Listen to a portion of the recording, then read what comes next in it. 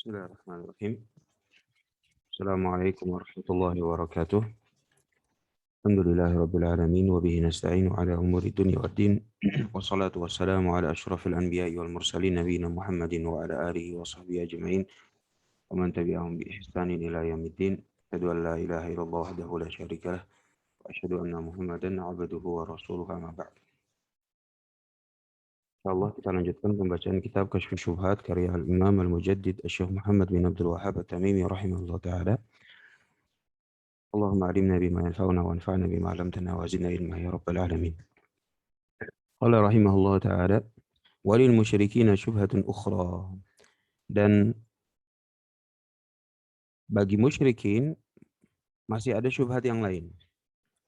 Dan bagi musyrikin mereka masih memiliki syubhat yang lain. Tentunya di sini penulis melanjutkan bagaimana syubhat-syubhat yang jenis kedua. Apa itu syubhat yang jenis kedua? Sebagaimana kita sudah singgung bahwa di Kasyfus Syubhat itu ada dua jenis syubhat.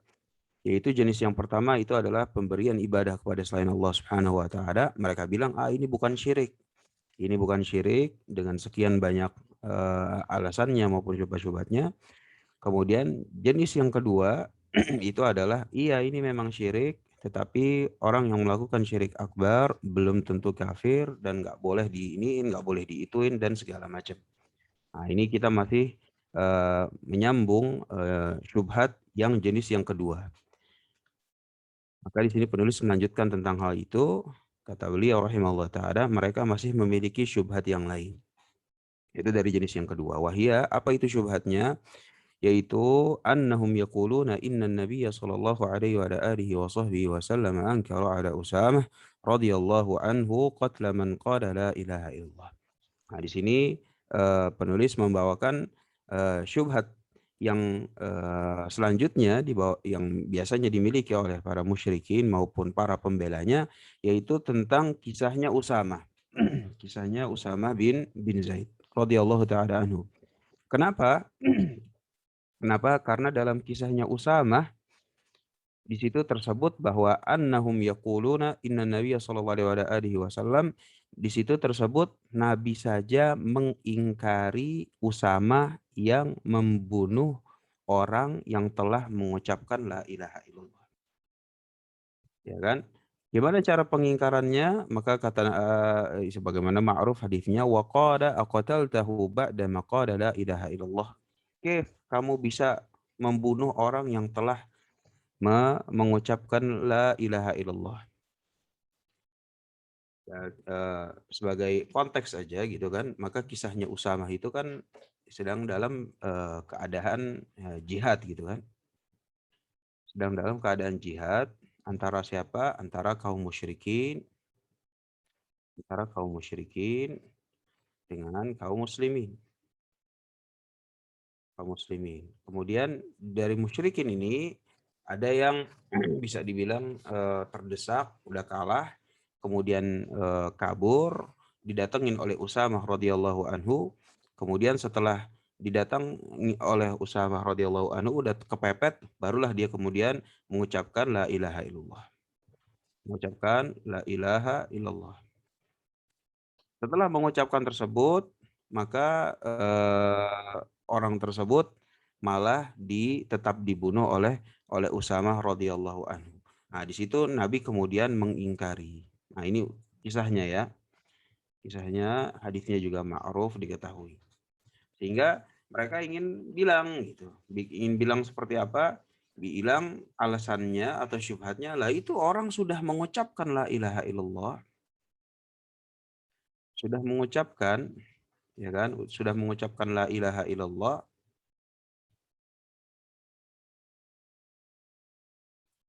Itu nggak boleh diapa-apain. Nah, ini syubhatnya. Tidak boleh diapa-apain. Nggak boleh diapa-apain, itu dia.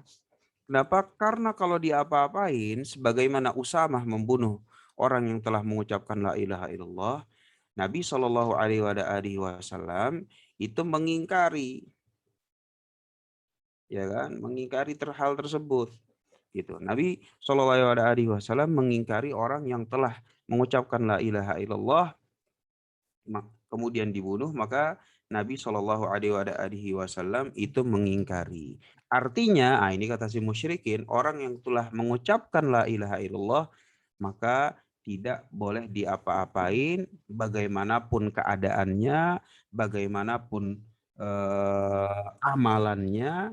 Nah, ini yang mereka maukan. Artinya apa? Walaupun mereka melakukan kesyirikan, ya kan? Walaupun mereka melakukan kesyirikan, tapi kalau udah ngucapin la ilaha illallah, maka mereka nggak boleh diapa-apain.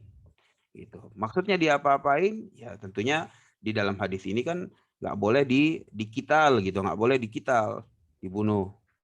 Dan kita udah sama-sama tahu bahwa proses bunuh ini, ya kan nggak mungkin Usamah membunuh seorang Muslim gitu, enggak. Gitu.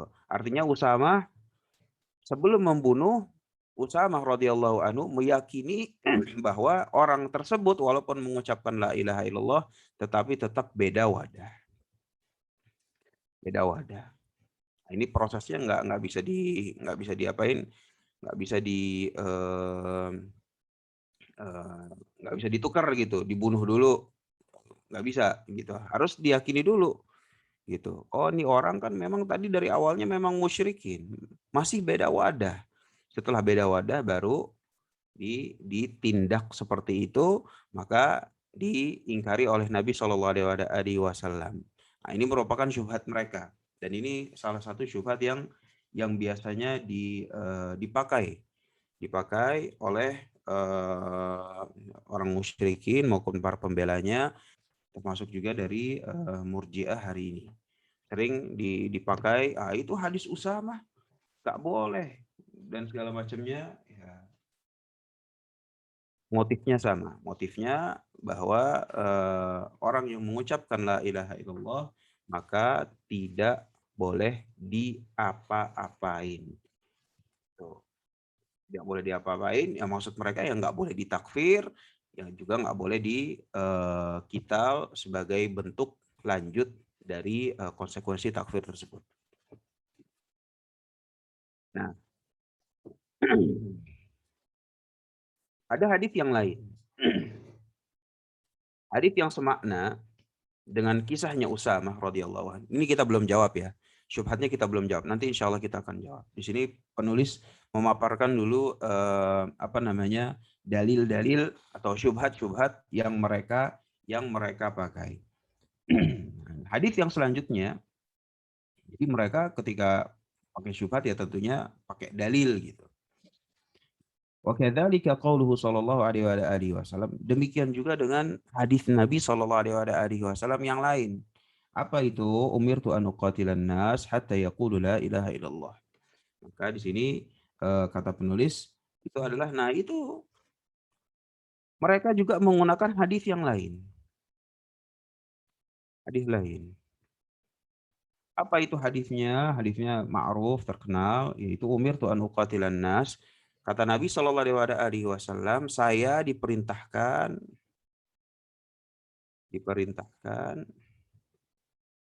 ya kan, diperintahkan oleh siapa ya? Oleh Allah Subhanahu wa taala untuk memerangi manusia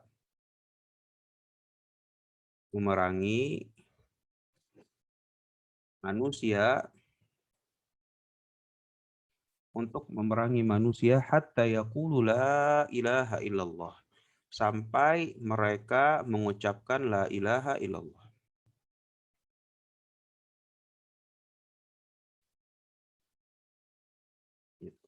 Nah, ini hadis yang lain nih. Ya kan, saya diperintah untuk memerangi manusia sampai mengucapkan la ilaha illallah. Artinya kalau sudah mengucapkan la ilaha illallah ya nggak boleh diperangi. Nggak boleh diperangi. Dan diperangi tersebut ya kayak tadi prosesnya itu harus memerangi musyrikin itu harus dipercayai dulu, diimani bahwa mereka memang beda wadah, baru kemudian diperangi. Artinya ya orang kalau sudah mengucapkan la ilaha illallah ya akan sangat sulit untuk dikafirkan, atau bahkan tidak bisa dikafirkan. Makanya ya, kehati-hatian dalam mengkafirkan orang yang melanggar la ilaha illallah, nah ini disebutkan oleh penulis Al-Furuq, ini termasuk kekeliruan yang biasanya dibawa Murji'ah hari ini, bahwa mereka terlalu berhati-hati gitu dalam mentakfir orang yang jelas-jelas membatalkan la ilaha illallah, dan ini merupakan kekeliruan. Dalam artian bukan berarti kita boleh sembarangan atau sembrono atau nggak pakai aturan gitu. Semua ada aturannya, semua ada aturannya. Terlalu hati-hati salah, terlalu ekstrim juga salah. Ahlus sunnah itu ada di tengah-tengah, ada di intinya hadis ini maupun hadis Usama itu maknanya sama, bahwa kalau sudah mengucapkan la ilaha illallah yang nggak boleh ditakfir. Ya tentunya ya nggak boleh ditakfir ini ya bahasa gitu kan. Ya kan mereka bilang nggak boleh lo ngafir-ngafirin orang, nggak boleh gitu. Alasannya apa? Alasannya banyak. Emang sudah antum udah tegakin hujah gitu. Antum udah ngetok pintunya. Antum udah menjelaskan. Nanti kalau misalnya kita jawab, iya, ana udah jelasin ke dia bahwa ini merupakan kesyirikan akbar dan membatalkan dari Islam. Dia akan tanya, emang dianya ngerti? Iya, alhamdulillah dia ngerti. Nanti kalau misalnya setelah itu dia akan tanya, emang antum ulama? Yang bisa kayak gini kan cuma ulama. Misalnya kalau yang jawab lagi, iya ini ulama, maka dia akan jawab lagi, yang lebih selamat itu adalah tidak mengkafirkan. Jadi terus aja gitu. Pakai alasan ya udah bilang aja kalau memang udah ngucapin la ilaha illallah, nggak boleh ditakfir biar syubhatnya antum sama dengan syubhatnya musyrikin gitu. Cuma ya mereka biasanya nggak seterang-terangan itu gitu. Tapi dari segi cara berpikir maupun motif ya sama aja sebenarnya. Kita baca lagi sebelum kita jawab, kita baca lagi pemaparan penulis rahimahullah taala. Wa kadzalika ahaditsu ukhra fil kaffi amman qadaha. Dan hadis-hadis yang tentang seperti ini, bahwa Nabi SAW dilarang untuk memerangi orang yang telah mengucapkan la ilaha illallah, itu ada banyak dan memang dipakai oleh mereka musyrikin maupun para pembelanya sebagai dalih, sebagai syubhat bahwa orang yang telah mengucapkan la ilaha illallah itu gak bisa diapa-apain.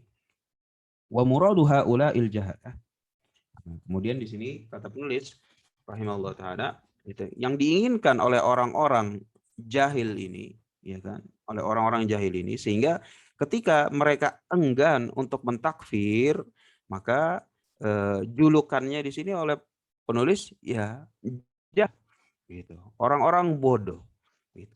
Orang-orang bodoh gitu. Anna man qadaha la yakfur, bahwa orang yang telah mengucapkannya, yaitu mengucapkan la ilaha illallah, maka enggak kafir wala yuktal, dan juga tidak diperangi walau fa'ala ma fa'al. Walaupun perbuatannya kayak gimana, mau kayak bagaimanapun ya dia masih muslim gitu. Ya, dan ini ma'ruf gitu. Bahkan seorang yang katanya lulusan sana, lulusan sini, gelarnya ini, gelarnya itu, ketika mendapati itu dosen yang kemarin menghalalkan perbuatan zina, masih tetap dibilang ya layak fur gitu. Persis gitu. Persis gitu. Dan kalau kayak begini apa julukannya? Haula ijahad. Walaupun gelarnya segambreng juga ya yang kayak begini nggak paham agama namanya.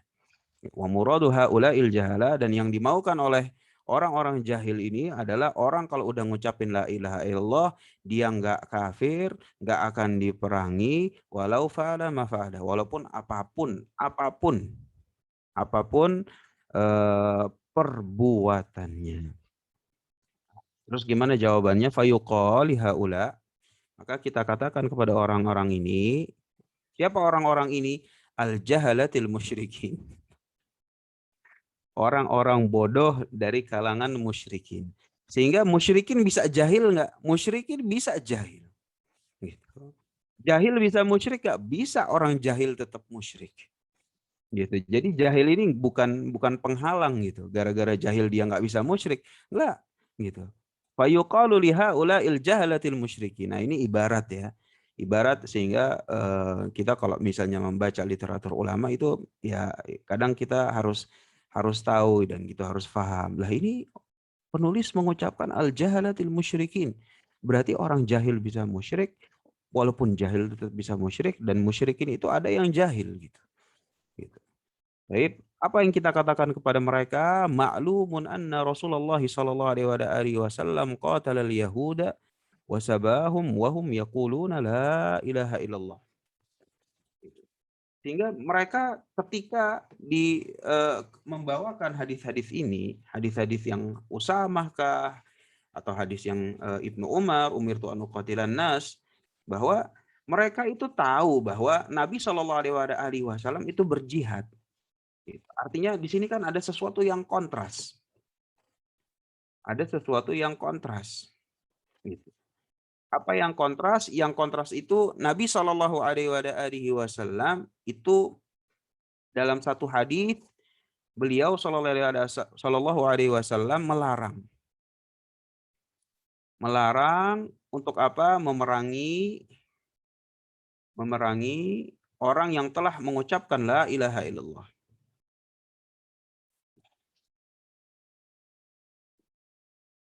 Memerangi orang yang telah mengucapkan la ilaha illallah.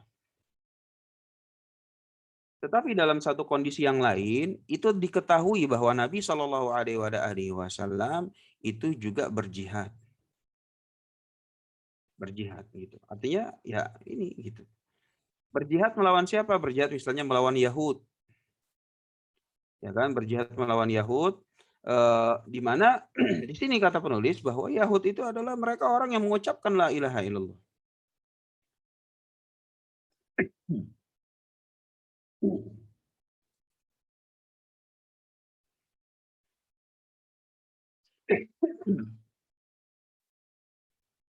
Bahwa Yahud itu mereka orang yang mengucapkan la ilaha illallah walaupun enggak apa namanya, ya kadang kalau misalnya kita di Indonesia gitu, apa ya, rada rancu gitu, masa iya sih, orang Yahudi itu mengucapkan la ilaha illallah? Iya gitu. Gitu. Jadi ana ingat dulu waktu, ana belajar bahasa Arab termasuk, di Jordan itu. Jadi, kebetulan, sempat ngobrol sama ya orang Nasoro di sana gitu. Nah, orang Nasoro di sana ya tentu kan bahasa Arab gitu kan mereka ngomongnya. Jadi orang Nasoro di sana, bahasanya tentu bahasa Arab. Nah, ketika mereka bahasa Arab ya mereka tetap nyebutnya ya Allah, ya kan. Sama, la ilaha illallah, sama gitu, sama mereka mengucapkan la ilaha illallah, gitu. La ilaha illallah, terus mereka mengucapkan apa, Allah karim, insya Allah, gitu. Ya karena memang ini bahasa mereka gitu. Bahasa mereka artinya mereka mengucapkan. Nah, zaman Nabi Shallallahu alaihi wasallam, maka Yahud tersebut mereka mengucapkan la ilaha illallah. Bersamaan mereka mengucapkan la ilaha illallah, Nabi tetap memerangi mereka. Nabi tetap memerangi mereka. Padahal di hadis yang lain Nabi Shallallahu alaihi wasallam bilang umirtu an uqatilan nas hatta yaqulu la ilaha illallah, bahwa saya diperangi sampai mereka mengucapkan la ilaha illallah. Lah itu tapi kontras gitu kan. Lah itu Yahud buktinya mereka mengucapkan la ilaha illallah tapi tetap diperangi oleh Nabi Shallallahu alaihi wasallam. Nah, di sini syahidnya gitu. Di sini yang kita maukan bahwa orang pembawa syubhat ini sebenarnya mereka tahu bahwa mereka membawa sebuah ide yang kontradiktif.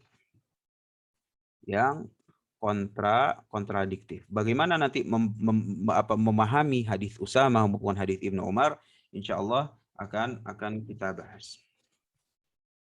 Kita baca sedikit lagi, baru habis itu kita bahas. Baik. Wa haula'il jahalah. Di mana sih? Oh, di sini. Fa yuqalu li haula'il jahalal musyrikin ma'lumun anna Rasulullah sallallahu alaihi wasallam qatala al-yahuda wa sabahum wa hum yaquluna la ilaha illallah wa anna ashab Rasulillah sallallahu alaihi wasallam qatalu Bani Hanifah wa hum yashhaduna anna la ilaha illallah. Ya begitu juga dengan para sahabat ya kan, kisahnya Bani Hanifah kemarin udah kita bahas bahwa mereka orang yang mengucapkan la ilaha illallah. Mereka mengucapkan la ilaha illallah padahal mereka apa namanya? Mempercayai Musailimah sebagai nabi setelah Nabi Muhammad sallallahu alaihi wasallam. Artinya Bani Hanifah bukan orang yang tidak mengucapkan la ilaha illallah. Bani Hanifah itu suku yang mengucapkan la ilaha illallah tetapi tetap diperangi oleh sahabat. Artinya di sini penulis ingin mengemukakan beberapa kontradiktif yang dibawakan oleh mereka gitu. Lah Nabi memerangi Yahud dan mereka mengucapkan la ilaha illallah. Sahabat memerangi Bani Hanifah dan mereka mengucapkan la ilaha illallah wa anna Muhammadar Rasulullah sallallahu alaihi wasallam. Bahkan Bani Hanifah itu wa yusallun, mereka salat, wa yad'unal Islam, dan mereka itu mengaku orang muslim. Wa kadzalika alladziina harraqahum Ali bin Abi Thalib radhiyallahu anhu binnar. Dan juga tentang kisahnya Bani Saba yang dibakar oleh Ali bin Abi Thalib radhiyallahu taala anhu. Mereka semua mengucapkan la ilaha illallah Muhammadur Rasulullah, mereka salat, mereka mengaku Islam, yad'unal Islam, tetapi tetap diperangi. Diperangi. Gitu. Wa haula'il jahala, dan orang-orang jahil ini yaitu yang ya tentunya yang memiliki syubhat bahwa orang kalau udah ngucapin la ilaha illallah itu enggak kafir-kafir dan juga enggak diapa-apain gitu. Mereka menetapkan wa mukirruna anna man anqaral ba'tsa kafar. Ya, ya kalau zaman sekarang bahkan orang kalau udah subhanallah Murji'ah hari ini tuh luar biasa. Bahkan orang kalau udah mengucapkan misalnya mengingkari hari kebangkitan sekalipun mereka nggak mau gitu. Nggak mau yakini beda wadahnya itu sampai nggak mau sama sekali. Ya kan? Misalnya ada orang yang bilang, "Saya nggak percaya hari kebangkitan itu cuma main-main, hari kebangkitan ini bohongan." Yang kayak begini, terus kalau ditanya, "Lah terus gimana? Dia masih muslim nggak?" Wah, ana nggak berani, ana gini, ya dia masih muslim, dia masih saudara kita. Ila akhirih. Gitu, subhanallah. Sedangkan zaman dahulu, nah di sini penulis bilang bahwa kalau ada orang yang mengingkari kebangkitan, ya kan?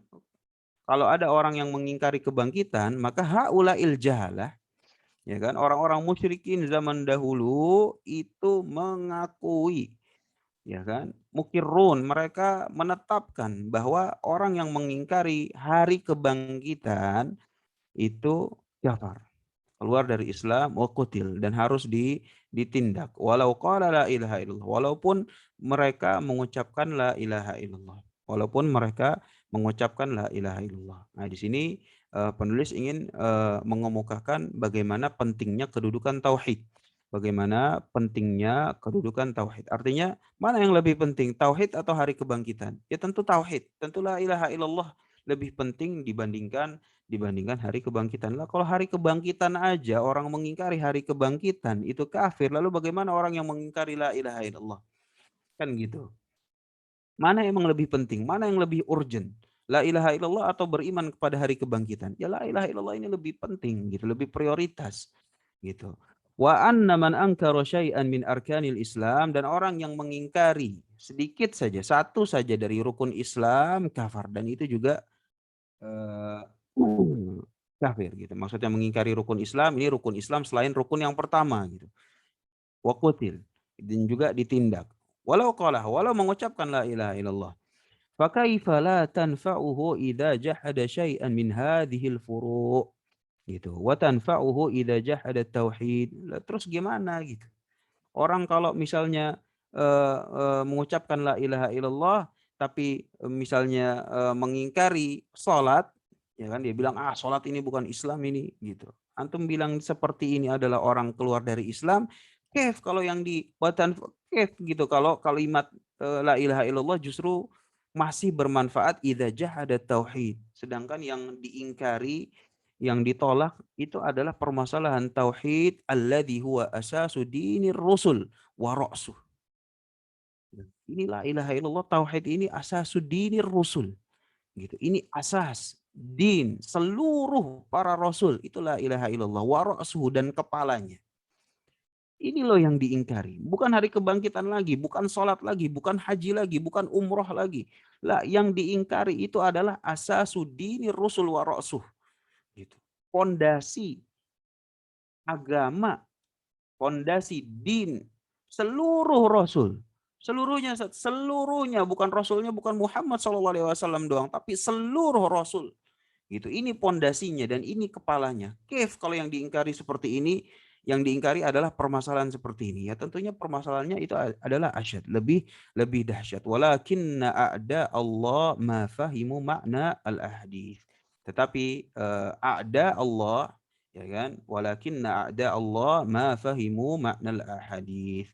Mereka tidak memahami makna hadis. Nah, di sini kita akan jelaskan makna hadisnya. Yaitu hadis Usamah dan juga hadisnya Ibnu Umar radhiyallahu taala anhuma tentang orang yang mengucapkan la ilaha illallah, mengucapkan la ilaha illallah itu tidak boleh diapa-apain. Nah, ini tidak boleh diapa-apain. Gitu. Baik.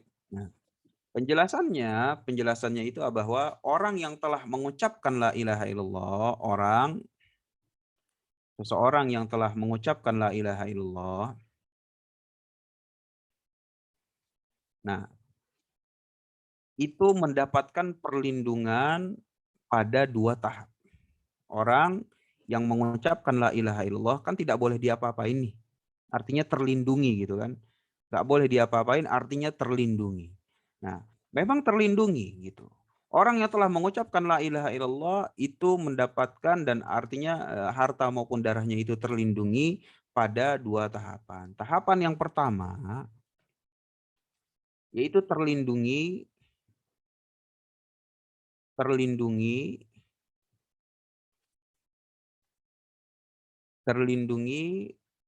keadaannya supaya dia bisa membuktikan. Bisa membuktikan.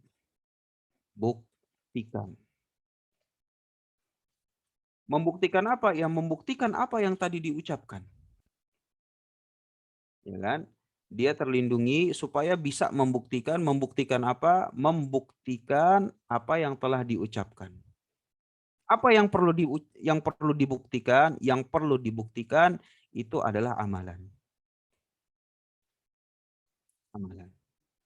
Sehingga seseorang yang telah mengucapkan la ilaha illallah, baru pertama kali mengucapin la ilaha illallah, maka mereka itu diberi waktu.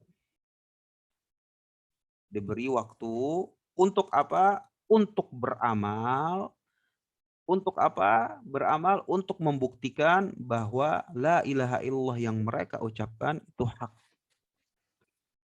Itu hak. Sehingga terlindungi keadaannya. Nah, tahapan yang kedua, ya kan? Tahapan yang kedua itu adalah terlindungi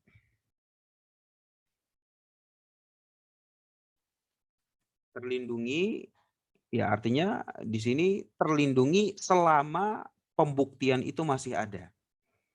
Terlindungi selama pembuktian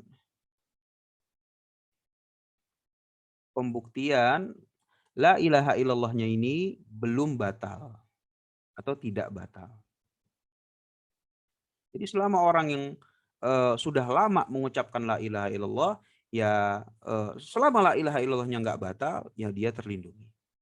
Nah, ini dua tahapan perlindungan yang diberikan kepada orang yang mengucapkan la ilaha illallah. Nah, kita langsung balik lagi ke hadisnya Usamah gitu ya.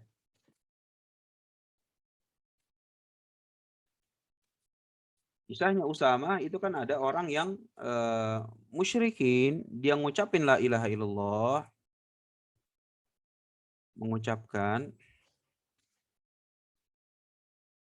dia udah mengucapkan la ilaha illallah.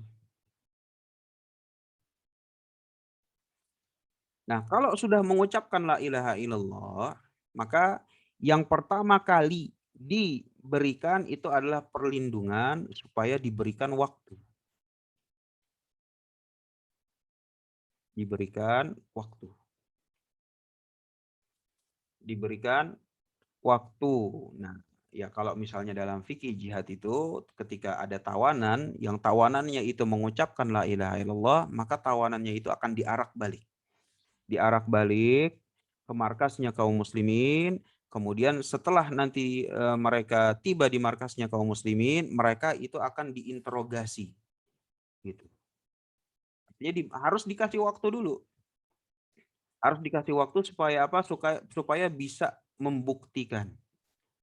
Dilihat gitu, apakah benar dia memang cinta dengan la ilaha illallah, apakah memang dia mau beramal, mau beriman gitu. Sehingga mereka diberikan waktu untuk membuktikan. Sehingga Nabi SAW, Nabi mengingkari Usama, ya kan? Ya kan? Aqatal tahu ba'da qala la ilaha illallah. Apakah kamu membunuh dia setelah mengucapkan la ilaha illallah? Yang diingkari itu kenapa nggak dikasih waktu? Gitu loh. Orang udah ngucapin la ilaha illallah, harus dikasih waktu.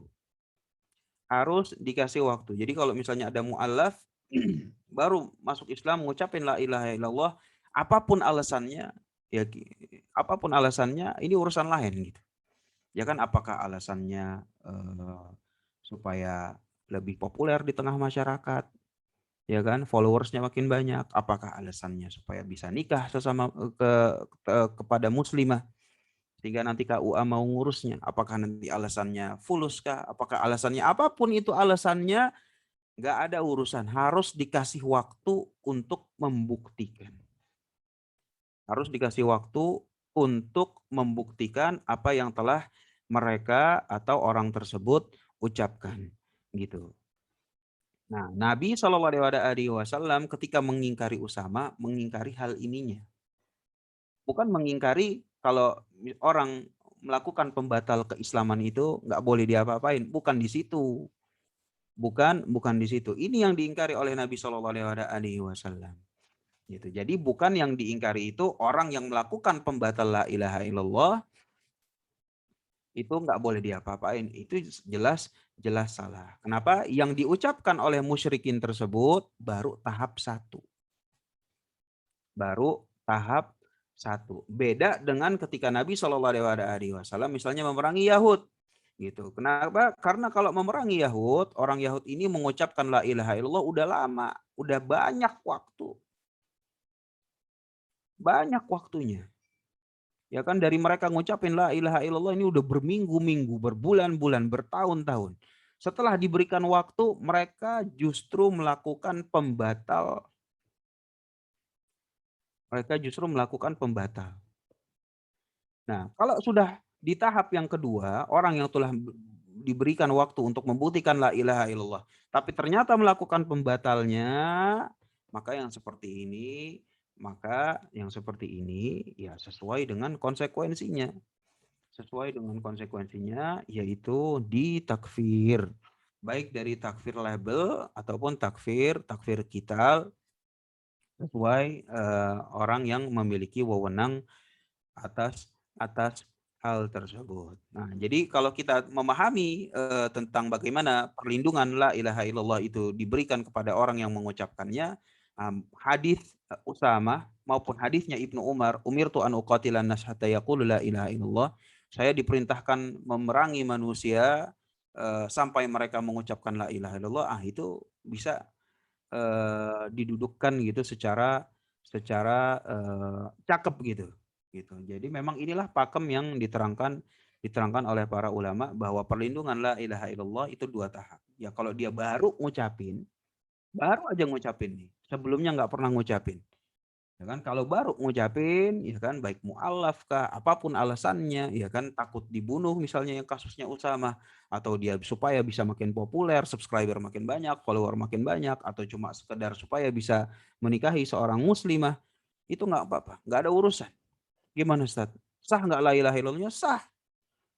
Tapi alasannya dia supaya bisa kawin, itu bukan urusan kita. Urusan kita orang ngucapin la ilaha illallah sah, kita kasih waktu. Kita kasih waktu, supaya mereka bisa menggunakan waktu tersebut untuk membuktikan la ilaha illallahnya. Tapi kalau udah lama waktunya, udah berhari-hari, berminggu-minggu, berbulan-bulan, nggak ada bukti dari la ilaha illallah, yang ada justru malah melakukan pembatalnya, yang kayak begini la ilaha illallahnya juga tidak bisa memberikan perlindungan terhadap orang-orang tersebut. Nah, dari sini insya Allah kita sudah makin paham tentang bagaimana mendudukan hadis Usamah maupun hadisnya Ibnu Umar radhiyallahu taala anhu. Kita lanjutkan sedikit, masih banyak sih yang harus dibaca, tapi enggak apa-apa. Qala al-muallif rahimallahu taala fa amma hadits Usamah. Adapun hadisnya Usamah radhiyallahu anhu, fa innahu qatala rajulan idda'a al-islama bisababi annahu dhanna annahu madda'ahu illa khaufan ala damihi wa malihi. Nah, hadisnya Usamah, ya kan di sini bahwa Usamah itu membunuh seseorang yang telah mengaku Islam, ya kan? Tapi Usamah bilang, ini ngaku Islamnya pura-pura. Pura-pura karena ketakutan. Pura-pura karena ketakutan. Jadi Usama bilang, ini sih orang Islamnya pura-pura karena ketakutan. Islamnya pura-pura karena ketakutan. Jadi Usama itu langsung loncat ke sini. Ya kan? Ketakutan gitu. Pura-pura gitu. Pura-pura, sedangkan yang harusnya itu adalah walaupun pura-pura tetap harus diberikan waktu. Walaupun pura-pura tetap harus diberikan waktu. Sehingga yang diingkari oleh Nabi Shallallahu Alaihi Wasallam itu adalah kenapa nggak dikasih waktu, dan ini sudah kita bahas tadi. Bismillah.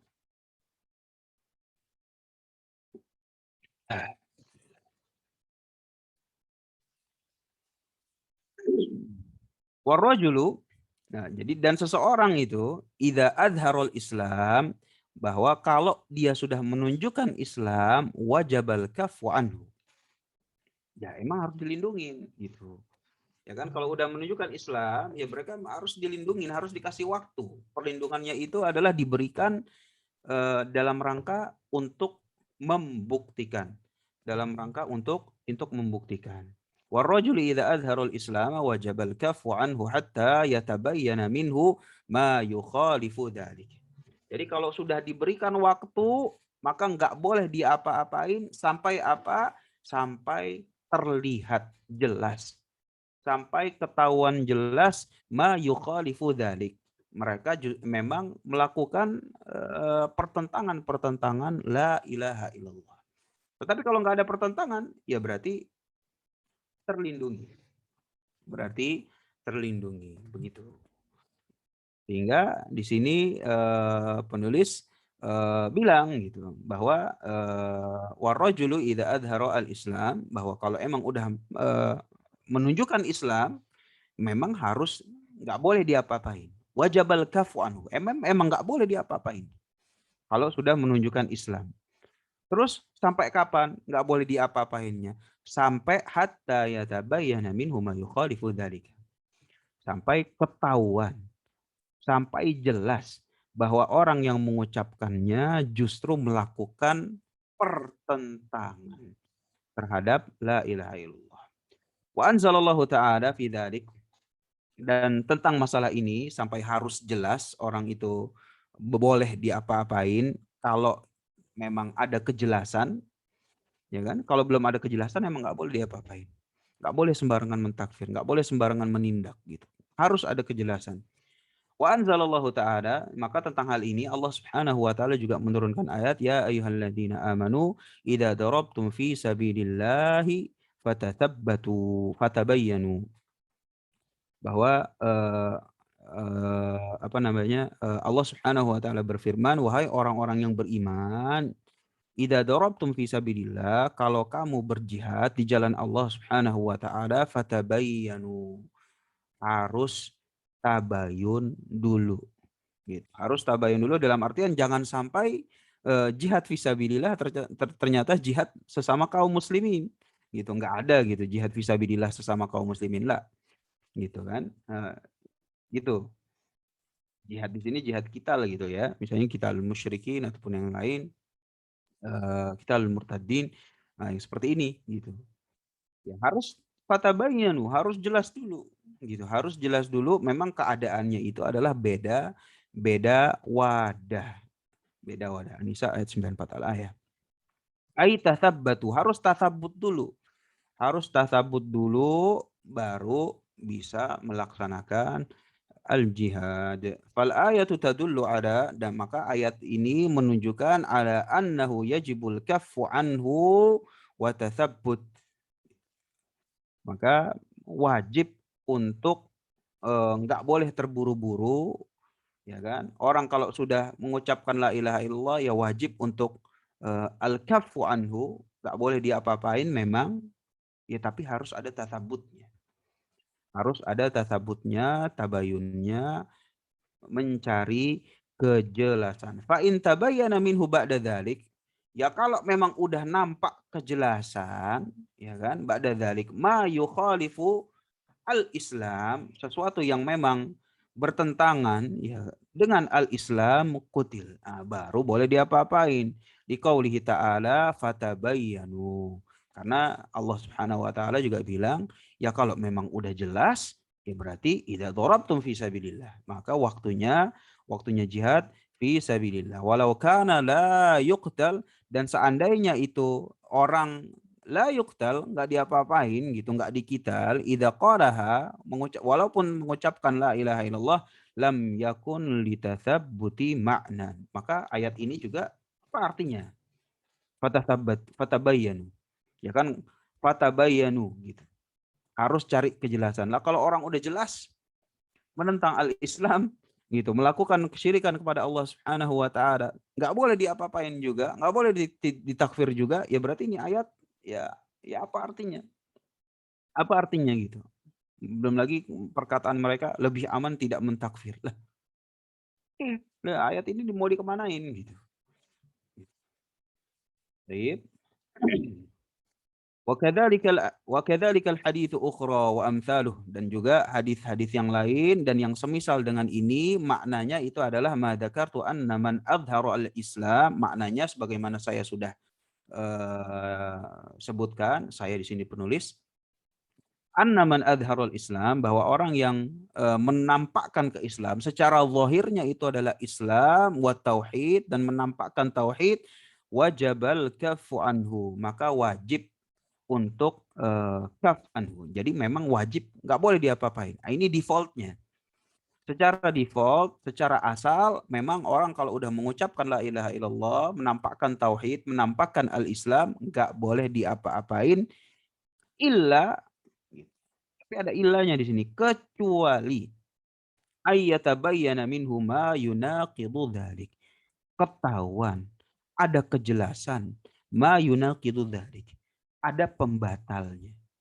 Ya kalau ada pembatalnya, ini sudah lain lain soal. Dan pembatal terbesar dari la ilaha illallah itu adalah perbuatan kesyirikan kepada Allah Subhanahu wa taala. Dikit lagi supaya pertemuan selanjutnya kita udah berganti topik.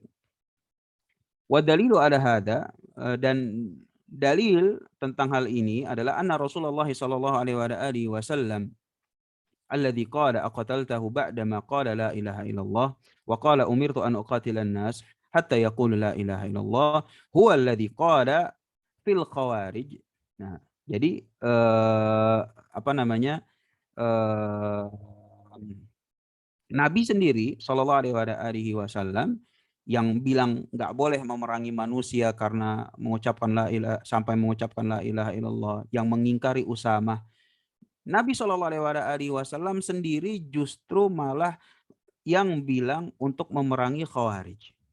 Ya kalau dalam pakemnya ulama ud-dakwah, pakemnya Syekh Muhammad maupun para keturunannya, mereka menganggap bahwa Al-Khawarij itu keluar dari Islam.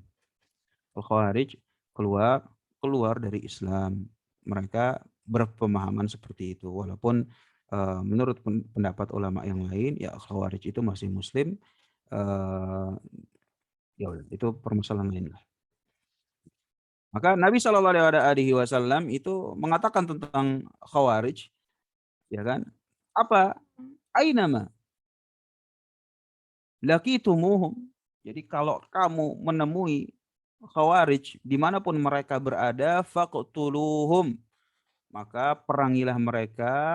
La in adraktuhum, dan kalau seandainya aku menemui mereka, la aqtulannahum qatlad ad, maka saya pun juga akan memerangi mereka sebagaimana kaum Ad itu diperangi. Ma'akaunihim min aktsarin nasi ibadatan.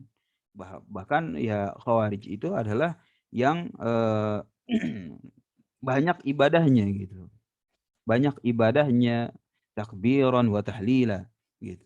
Banyak zikirnya, hatta inna sahabata yahqiruna anfusahum indahum. Bahkan sahabat sendiri sampai minder ibadahnya kalau ngelihat ibadahnya orang-orang Khawarij.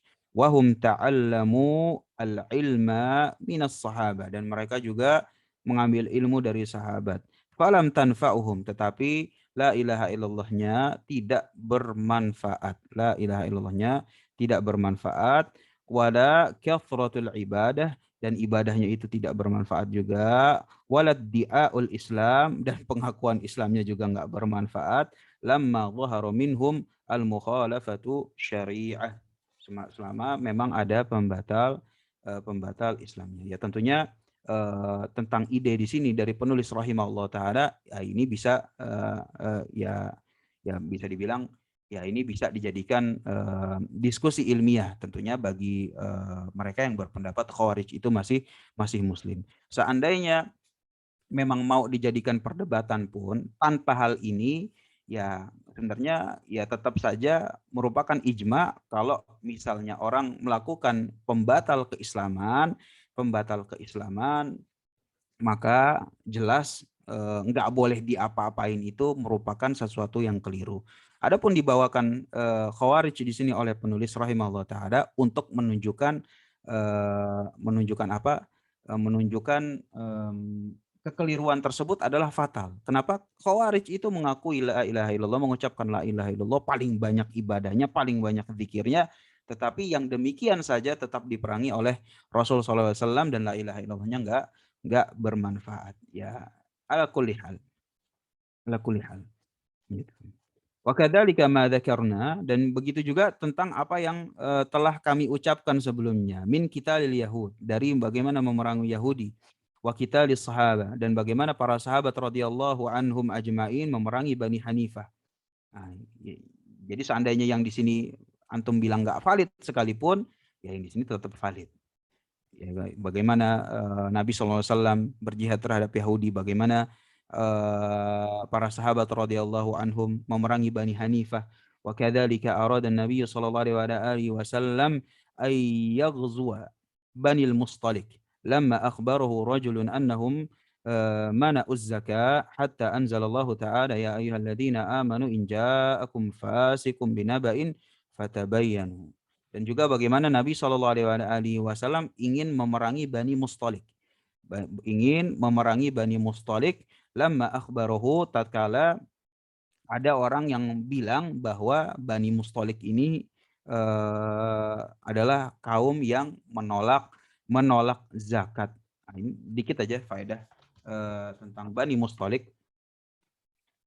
Jadi saat itu ada orang yang kesel sama Bani Mustalik. Jadi dia ada orang nih, ada orang ya kan yang kesel, dia kesel sama Bani Mustalik. Bani Mustalik. Nah, kemudian karena dia kesel, kemudian dia datang ke Nabi SAW. Dia bilang si Bani Mustalik ini, dia bilang Bani Mustalik